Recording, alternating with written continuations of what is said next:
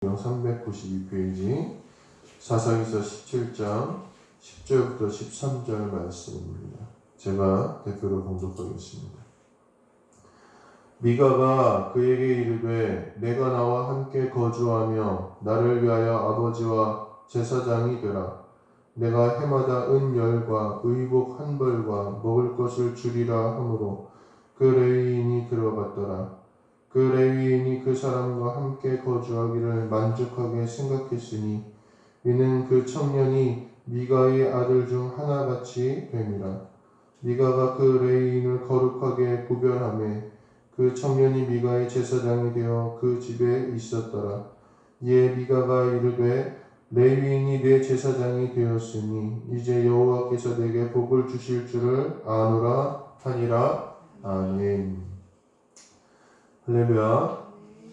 네, 한 주간도 잘 보내셨나요? 우리 앞뒤적으로 보시면서 같이 인사하시죠. 사랑합니다. 축복합니다.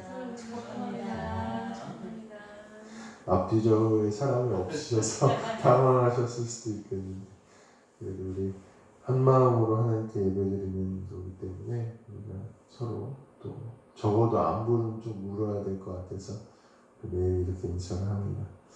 오늘 제목은 나를 위한 제사장이라는 제목입니다. 나를 위한 제사장. 이 사사기 때는 이스라엘이 물론 하나님께서 주신 가나안 땅에 거주하면서 그들이 이상적인 그런 하나님 나라를 이루어가는 그런 시기라고 말할 수도 있지만 사실 이 시기에는 이스라엘 백성들이 많이 타락했다는 시기입니다. 그런데 이 이스라엘의 타락에 신앙의 무너짐의 그런 핵심을 보여주는 구절이 있는데 17장과 21장에 반복해서 나오는데 이런 말씀이 있습니다. 그때는 이스라엘의 왕이 없었으므로 사람마다 자기 소견에 오른 대로 행하였더라 이렇게 얘기하고 있습니다.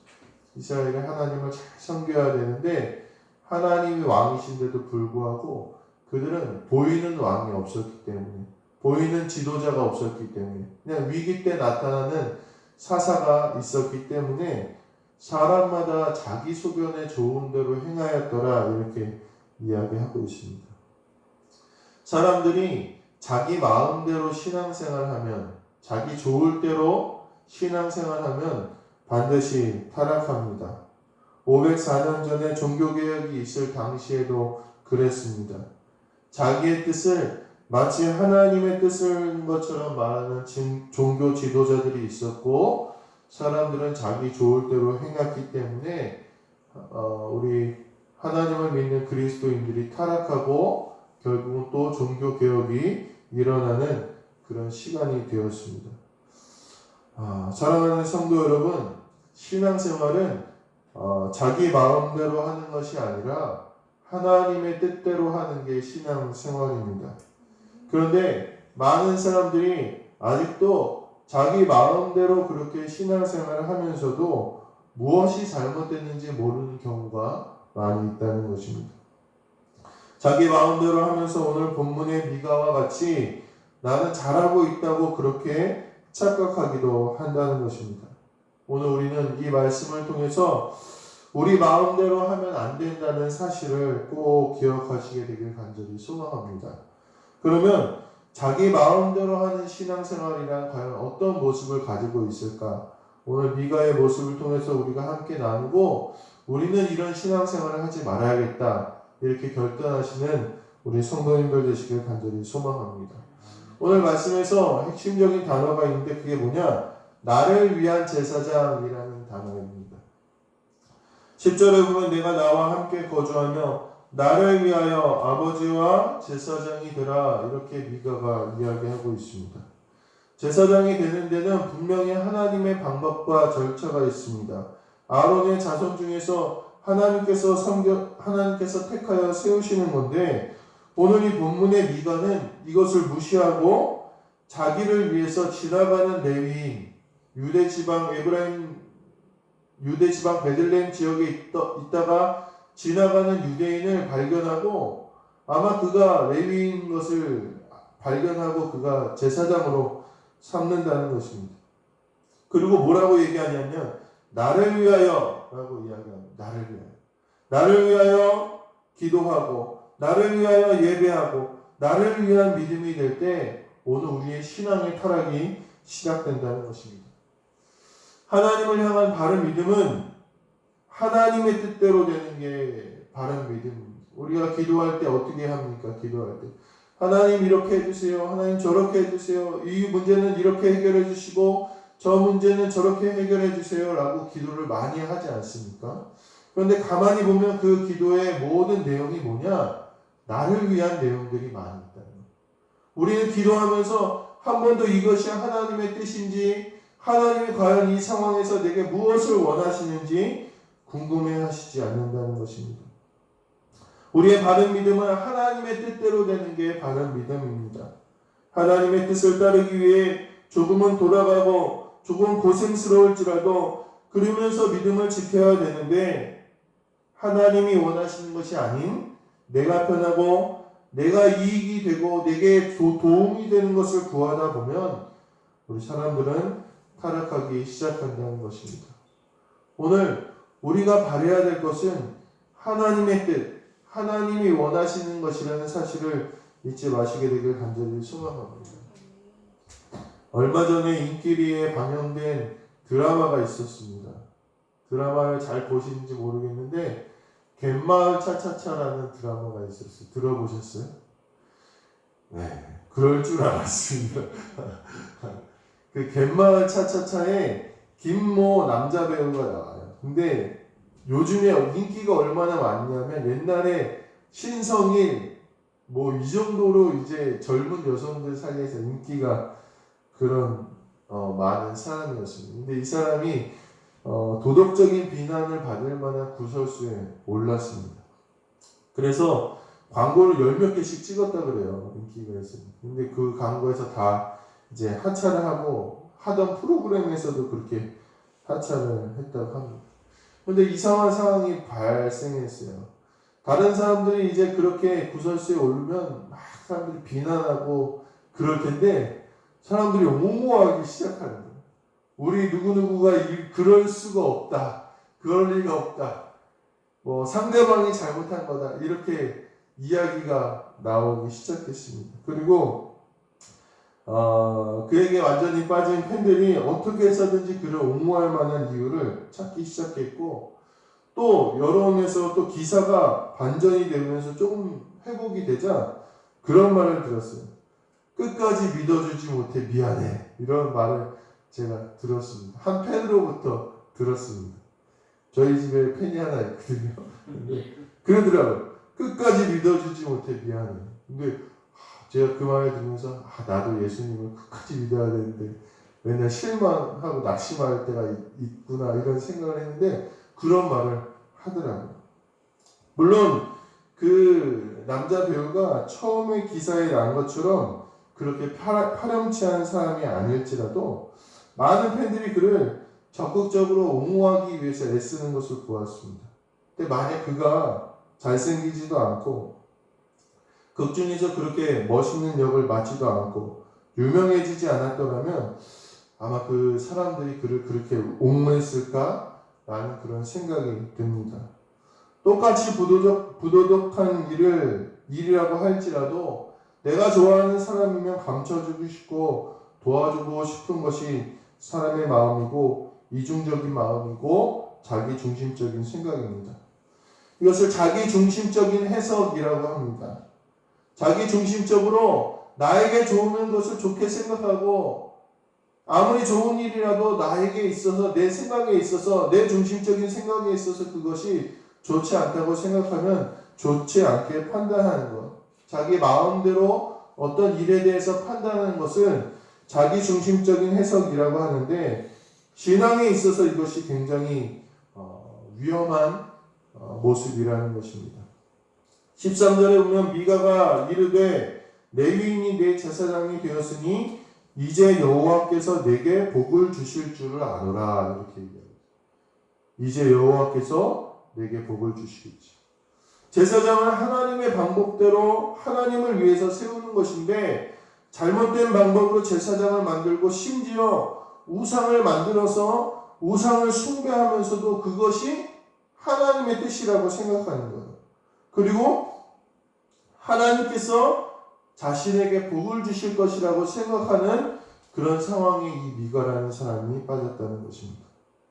오늘 나를 위해서 나를 위한 제사장을 세우고 내 생각대로 신앙생활을 하다가 보면 오늘 본문의 미가와 같이 하나님의 뜻은 모른 채 자기 마음대로 하나님의 말씀을 해석한다는 것입니다.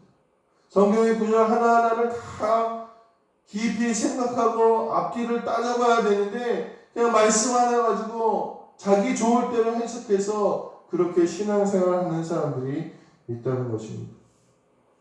오늘 우리는 미가와 같이 우리가 하나님의 말씀과 뜻을 나 중심적으로 해석하고 나를 위하여 사용하고 있지는 않은지 한번 돌아봐야 된다는 것입니다. 그러면 오늘 우리의 신앙에 있어서 이 자기중심적 나를 사랑하는 이 신앙생활을 우리가 경계하고 돌아보시는 성도님들 되시기를 간절히 소망합니다. 두 번째로 오늘 본문에 중요한 것이 하나 있는데 그것은 뭐냐? 이 미가가 영적인 분별력이 없다는 사실이었습니다. 그러니까 미가가 타락하게 된 이유가 뭐냐? 영적인 분별력이 없기 때문에 타락한 것입니다. 오늘 미가가 이 앞장에 보면은 미가가 어머니의 은을 훔칩니다. 그랬더니 어머니가 저주를 하는 거죠. 내 은을 누가 훔쳐갔어? 이 은을 훔쳐간 사람 저주를 받을 거다. 이렇게 저주를 했더니 그 미가가 그걸 듣고 어머니한테 돌려줍니다. 어머니, 그 은 제가 가져갔습니다. 이 은 1,100을 돌려줍니다. 근데 어머니가 저주를 했잖아요. 그 자기 아들이란 말이에요. 그러니까 이제 어머니가 그것을 무마하기 위해서 그 은을 가져다가 일부는 하나님께 드리고 일부는 우상을 만듭니다. 은으로 우상을 부어 만듭니다. 그리고 그 저주가 아들에게 임하지 않기를 바라는 모습이 나옵니다. 하나님이 제일 싫어하는 게 부어 만든 우상, 새겨 만든 우상인데 이들은 우상을 부어 만들고 새겨 만들면서 하나님께 복을 구하고 있다는 사실입니다. 이것은 신앙의 무지고 말씀의 부재인 것입니다. 타락의 두 번째는 분별력이 없어지면 타락하게 된다는 것입니다. 무엇이 하나님의 뜻인지 모르고 좋다고 하면 다 따라하는 것이 이 미가의 집에서 시작되었고 이 미가의 집에서 시작된 우상이 단지파에게 이어지고 단지파의 이 우상이 팽배해지자 온 이스라엘, 북이스라엘 전체로 이 우상이 전파되어진 역사의 모습이 오늘 사사기서에 나온다는 것입니다. 이 단지파는 어떤 지파였냐? 하나님께서 약속의 땅을 주셨음에도 불구하고 그걸 성경에 보니까 차지하지 못했다 그렇게 이야기하는 지파였어요. 즉 자기 땅을 하나님께서 여호수아를 통해서 분배해 주셨는데 단지파에게 그 땅을 차지하지 못하고 떠돌아다녔습니다. 그 이유가 뭐냐? 그 땅의 가나안 족속들을 몰아내지 못했기 때문이에요. 그러니까 자기들이 적극적으로 믿음을 가지고 그들과 싸워서 그 땅을 차지하는 게 하나님의 뜻이었는데 그들은 그렇게 하지 못하고 돌아다니기 시작하다가 오늘 미가의 동네에 쉬운 땅을 발견했어요. 그곳은 강력한 군사력도 없고 평온한 그런 땅이었어요. 그러자 이 단지파 사람들이 그곳을 차지하려고 합니다. 그런데 그곳에 있다가 보니까 미가의 집을 발견하게 되고 그 집에 뭐가 있어요? 우상이 있고 제사장이 있는 거예요.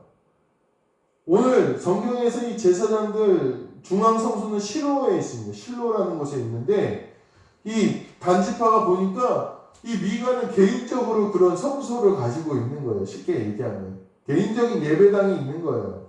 그러니까 이 단지파가 이 미가의 우상과 제사장을 빼앗아 버리는 장면이 오늘 이후에 나옵니다. 왜 그렇습니까? 단지파가 보기에도 좋아 보인 거예요. 옳고 그르다라는 개념이 없으니까요. 남들이 좋아 보이니까 그냥 다 받아들이는 것입니다.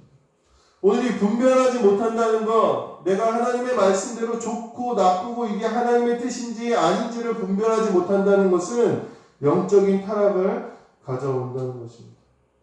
첫째가 이제 피아노 학원에 엄마가 이제 피아노 학원에 데려갔는데 갑자기 비속어를 사용했다는 거예요. 비속어. 뭐 그렇게 심한 욕은 아니었는데 약간 비속어를 사용. 저희 집에서는 상상도 못할 단어가 나온 거예요. 그래서 엄마가 깜짝 놀라서 야, 너 이거 어디서 들었어? 그랬더니 학교에서 친구들이 하는 걸 들었다는 거예요. 어린아이들은요 무조건 따라해요. 무엇이 좋고 나쁜지 모른다는 거예요. 나쁜 것을 흉내내기도 합니다. 둘째는요 자꾸 강아지 흉내를 내는 거예요. 멍멍 그걸 다 아는 거예요. 집에서 여기 보고 있다가 영 안 좋아 보여서 엄마가 그랬어요. 야 강아지 어디서 키워? 밖에서 키우는데. 너 밖에서 키울까? 그랬더니 그 다음부터는 그 버릇을 싹 고쳤습니다. 믿음과 신앙에 이게 좋은 건지 나쁜 건지 모르는 사람들이 있습니다. 내가 지금 이 삶을 누리고 있는 문화, 내가 있는 환경, 내가 만나는 사람들, 이 사람들이 좋은 사람인지 나쁜 사람인지 내 신앙에 있어서 하나님의 뜻에 맞는 사람인지 아닌 사람인지 모르는 사람들이 있어요. 그 영적인 분별력이 없고 무조건적으로 우리가 따라가고 휩쓸려 가다가 보면 결국엔 같이 타락하게 된다는 것입니다. 그런데 이러한 것들의 가장 큰 문제점이 있습니다. 그 가장 큰 문제는 오늘 미가의 집에 보니까 하나님을 섬기는 큰 틀에서 벗어나지 않았다는 데 있어요. 무슨 얘기냐? 제사장이라는 직분 어디서 나온 겁니까? 모세 율법에서 나온 거예요. 하나님 명령하신 거예요. 그 섬기는 제배나 제사나 그 틀에서 벗어나지 않았는데 이들이 하는 것이 하나님의 말씀하고 비슷하긴 한데 하나님의 뜻이 아니라는 거예요. 우리의 신앙생활도 그렇지 않습니까? 비슷하긴 한데 아니. 이단도 그렇죠. 이단도 비슷하긴 한데 아니. 많은 이단들이 이단이다 아니다를 규정하는 게 있는데 아주 말이 많고 시끄럽습니다. 왜냐하면 비슷해. 근데 뭔가 이상해. 그런 이단들, 그런 거는 이제 2단이라고 그러고 완전 이건 아니다 그러면 3단이라고 그래요. 3단. 농담입니다. 비슷한데 아니에요. 비슷한데 아니에요. 영적인 혼합주의라고 합니다. 이것도 하고 저것도 하고 교회 다니면서 점도 보고 부적도 하고 미신도 믿고 좋은 게 좋은 것이라고 생각하면 결국엔 이스라엘과 같이 망하게 된다는 것입니다.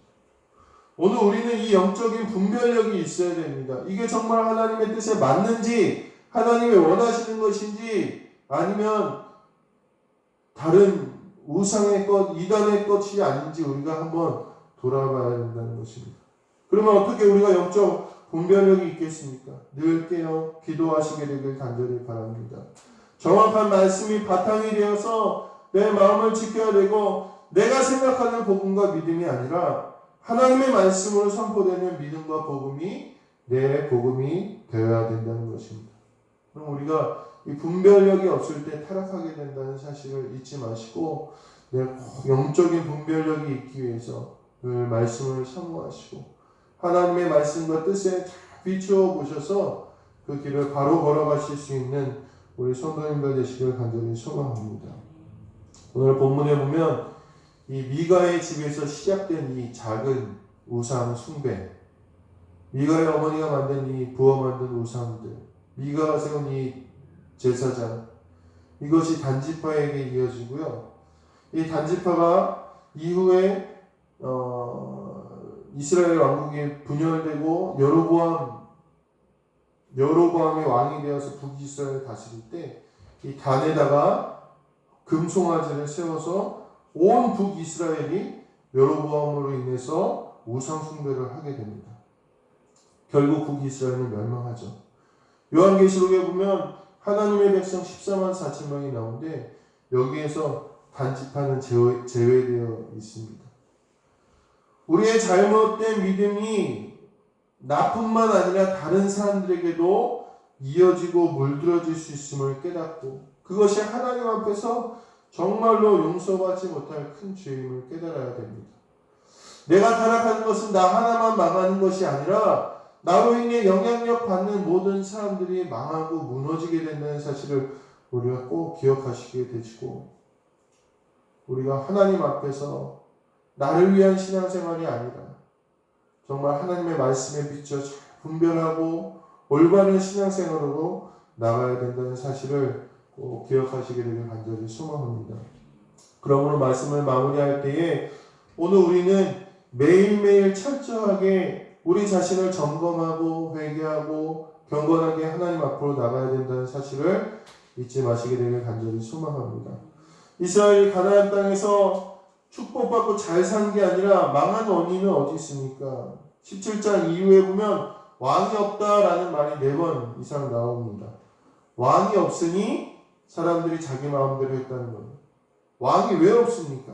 이스라엘 왕은 전통적으로 하나님이셨어요. 그래서 이스라엘은 여호수아 이후에 지도자를 세우지 않았습니다.